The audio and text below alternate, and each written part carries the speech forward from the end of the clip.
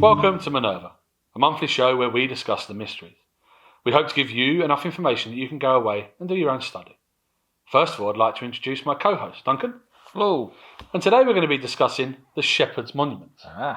Now, this is a monument within Shugborough, which is a place in Staffordshire in England.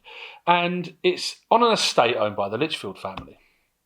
Now, the monument is known for having a code descriptive below it called the DM code. And as far as we're aware, it was put there by Thomas Anson, the brother of George Anson. Yeah. George Anson was an admiral who was known for, sailing on the seas and bringing back treasures and all of these types of things. So it really has an enigmatic feel about it. And this DM code has been, a mystery for years and years and years. Yeah. Lots of people have had a try at decoding it. Yeah. And that they roll from Charles Dickens, Charles Darwin, and also Bletchley Park, who are known for cracking ciphers and codes, and you'd think they'd get this. No, nothing. It's still out there. It's still not been deciphered to anybody's full satisfaction. Yeah, I think that's probably the best way to put it.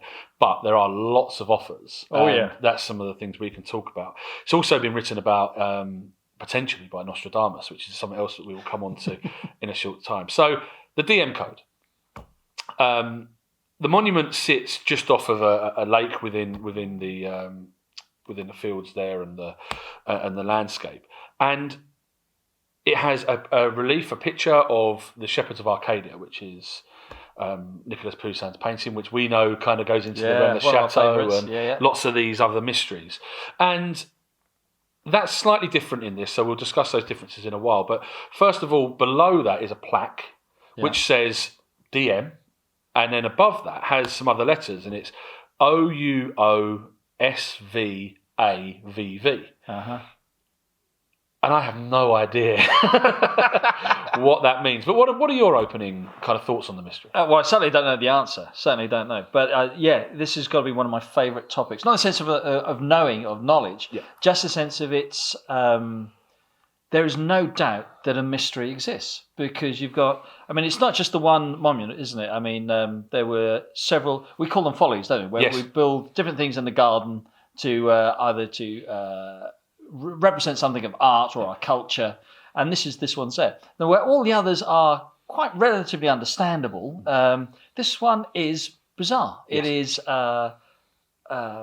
It is just a plaque on a wall, and this code is so bizarre and so uniquely placed that if you're walking around the garden and you saw it, it instantly raises the concept, this is a question, this is something that I want an answer to, which is not common for follies. It's if there is something encoded, it's normally for a group of people who go, I know that. It's not. It is that obscure. I love it. Yeah, it's great. And actually, you talking about walking around there, I've visited a number of times. It's sort of near Derbyshire kind of area. So from London, an hour and a half, 2 hour kind of drive. So it's accessible for me. And it's just a great place to go with the family, to look around. The follies are fantastic. Really? One of them is right up on a hilltop, and you're not supposed to go there anymore, so you have to climb a few farmers' fields. Have you done another one of your... Yeah, I've done a little extra, and me and my partner climbed up and went over there, sort of run away from some sheep and stuff. Oh, that's what you were doing. Yeah, but there's some great ancient graffiti up there. I say ancient, 60s. But there's some great graffiti up there, because it really people don't go there very often, but it's a beautiful monument. And that's more about the Anson family, that one of those follies. And then the others are just great to go and have a look around. It's a really good place to be, lots for the family, and sort of take a picnic and that type of thing. So from a mystery perspective, if it's something you want to go and see and want to go and learn about, it's just a great place to be. It's, it's not in the middle of nowhere, and there's plenty to do, and you can kind of cajole your family along to go with you, as I have. That's the part, isn't it? Many times. But back to the actual relief, there are a few differences to that and the Nicolas Poussin painting. Yes. One of the facts is that it's mirrored. Yeah. And I mean, we have a theory on that. Yeah. Oh, well, we're both aware that the sense of looking at the period of when it was built is not impossible. Most of copies of art, which would have been wood prints or iron prints, they would have drawn it the same way, but the print would have been reversed. Yeah. And so the carving person, the only copy he would have had might have been a reversed one. Yeah. But the counter argument, of course, is there was Lady Anson at the time who was there, who was a great artist, so very familiar with art. There's a good chance she would know it had been reversed, and it's not a great impossibility to mirror it again. Yes. So again, it doesn't rule out the concept that there might be a significance in that mirroring of the image. Yeah, there certainly could be. And also, what I've always found strange is on the top of the tomb is another smaller sarcophagus. Yeah. And that just seems like an odd addition. But again, we've spoken about the original painting by Poussin. Exactly. It's a case of, because Poussin did two, or the one what's that called, Erected to Arcadia, the other one more known as Shepherds of Arcadia. Yeah. But the depiction is the same of shepherds around a tomb.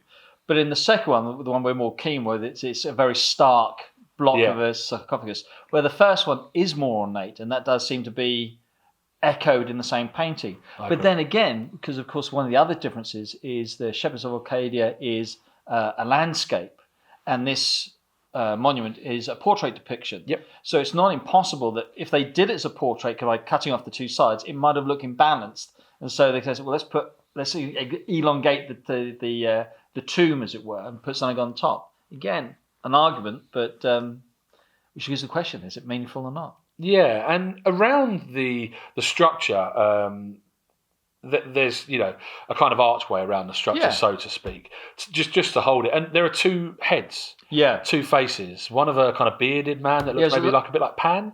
I thought isn't there it's like a smiling old man, and then the other one's like Pan, but they are quite eroded to actually figure out what they actually are. Yeah, but it's slightly out of place. Okay, so you've got the two pillars and sort of like a fake rock archway. So it's everything seems out of place, which again it's. Yeah, I mean, I remember going there and just going around the back to try and see if there's anything behind it or any other, and it's just nothing. Nothing. Yeah. What actually holds it up? Is it deep? Yeah, it's significantly deep, and I think just the foundation of it is it deep enough to have something inside?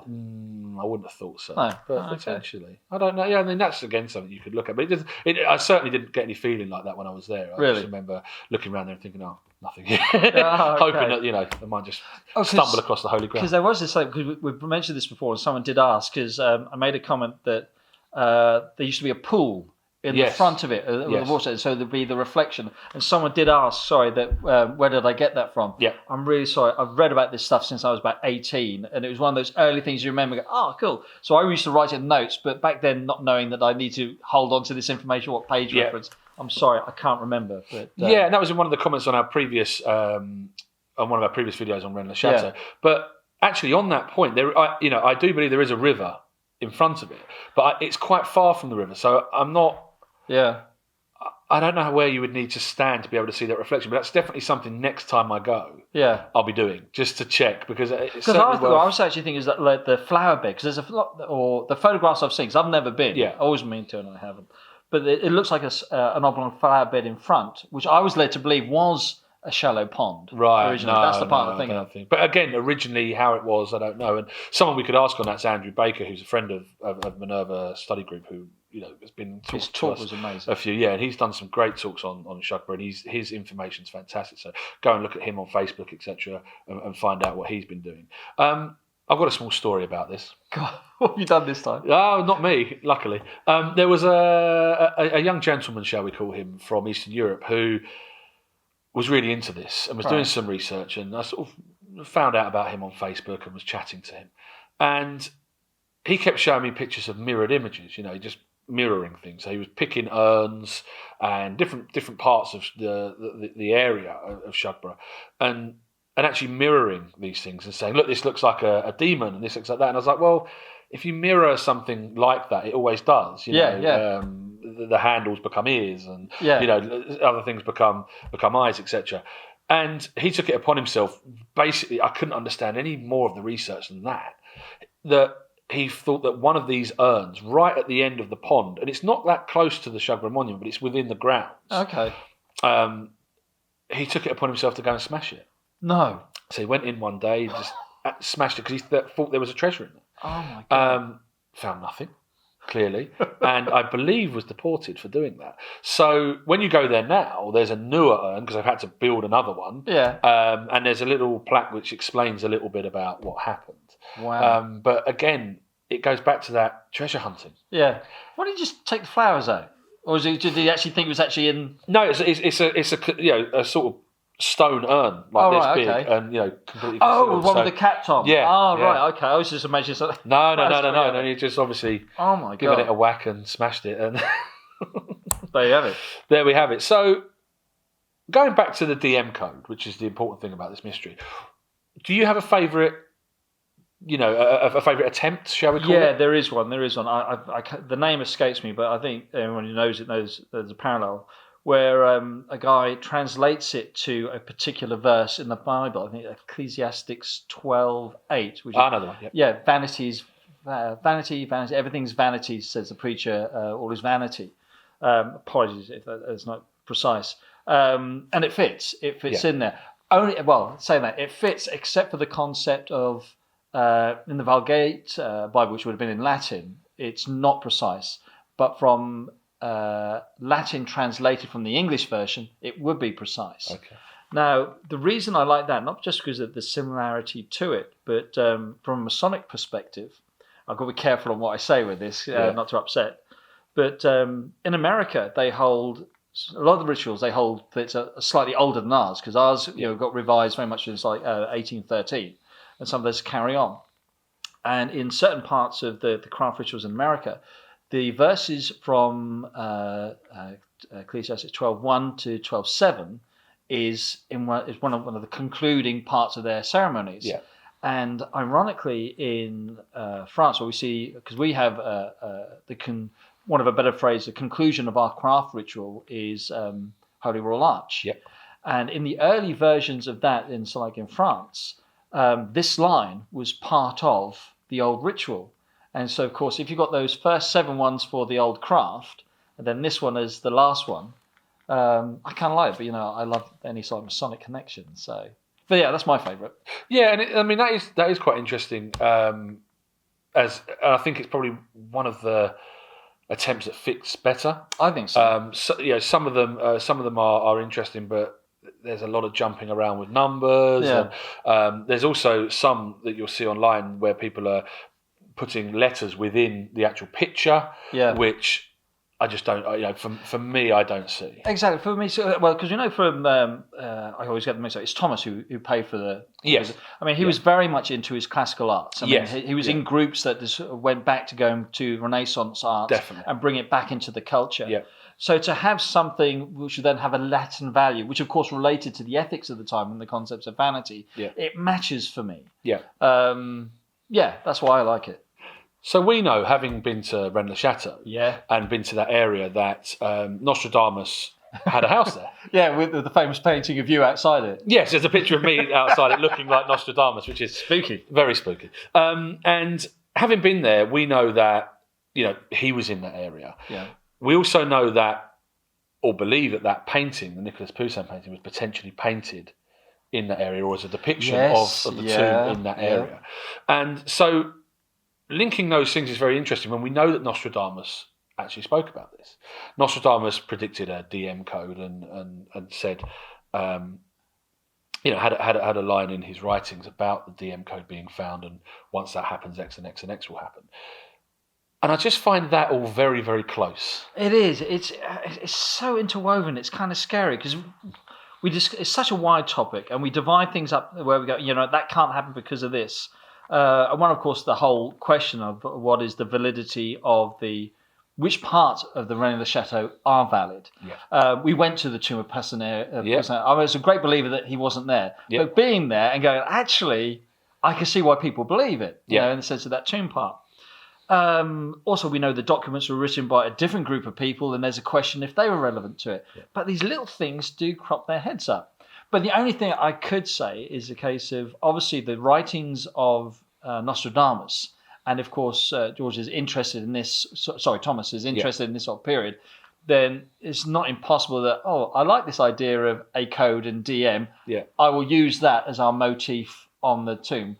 With the added thing, of course, the D and M referring to, the Roman phrase, isn't it, for being a tomb, being in the shades, which is, yes, the symbols denote a tomb, but they are normally explicitly for a tomb, which clearly it is not, or not meant to be. So And throwing in another Rennes-le-Château kind of piece of history, and again, I think I'm very aware that sometimes I come from this angle because this is the mystery I know the best, I suppose. But within that, we talk about this Teniers painting. Yes. And within Shugborough Hall, still now, yeah. is a picture of the Teniers painting. Yeah. Now, the first time I went there, I was told, well, I asked at the desk, I want to see this painting. They didn't know what I was talking about. I said, and I was a bit, a bit sad by that, because that was one of the reasons I had gone there to actually look at this in the flesh.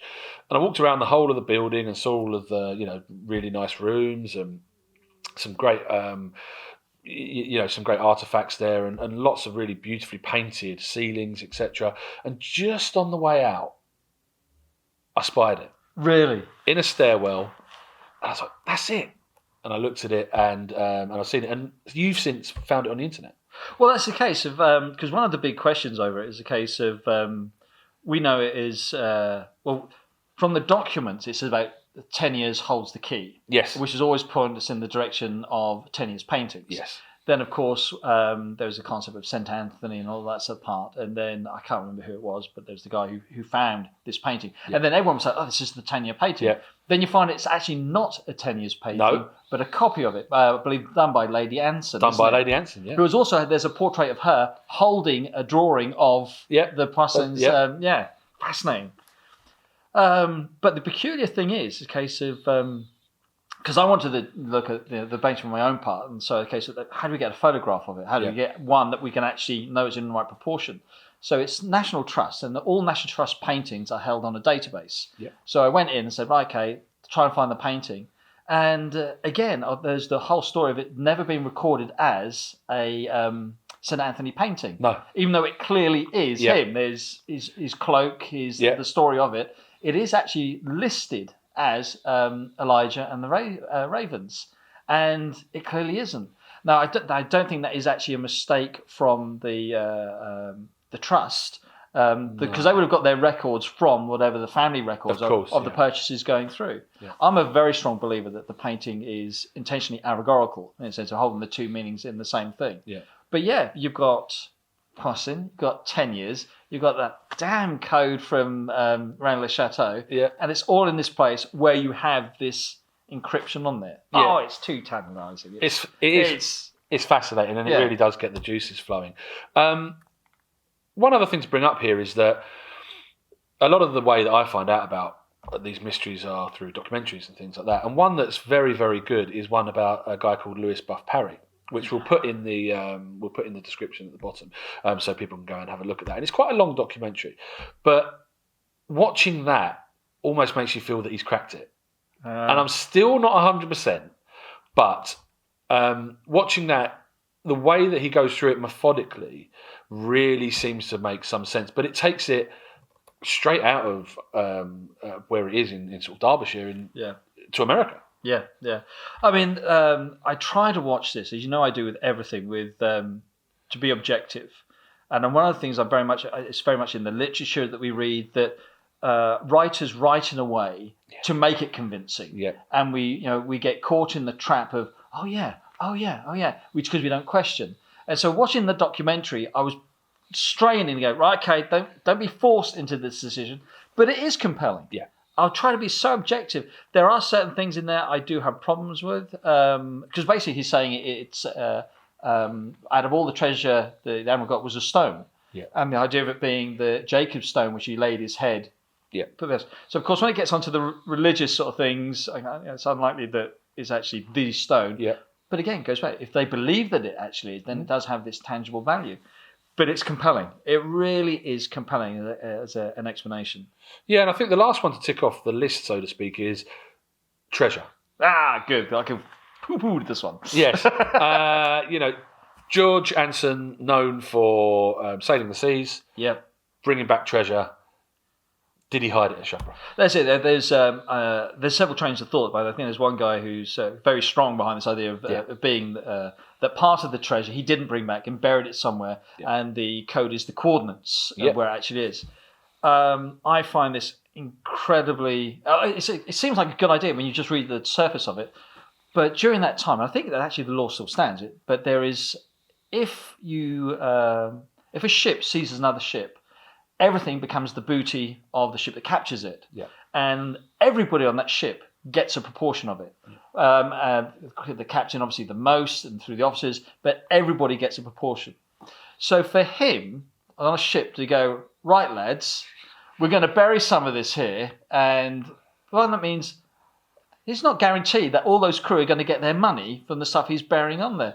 So he's got to keep them all quiet, and it just couldn't be done. The crew would either not let him do it by physical means, or there's no way they would have kept it quiet when they came back into port and go, do you know what, we got all this treasure, we've only got half of it, he wanted to bury it on an island somewhere. It's no credence to that. And I think that's where we often hear people talking about mysteries and try and pigeonhole them into their own interests, like Oak Island and other places like that. And I think that's where this has come from slightly. But I find the whole thing fascinating. Yeah. As I've said previously, it's somewhere that our viewers can go and have a look. It's definitely worth going along and having a look. And also have a go at the code. If you know of any better attempts, please let us know in the comments. And like and subscribe, and we hope to see you again very soon. Thank you.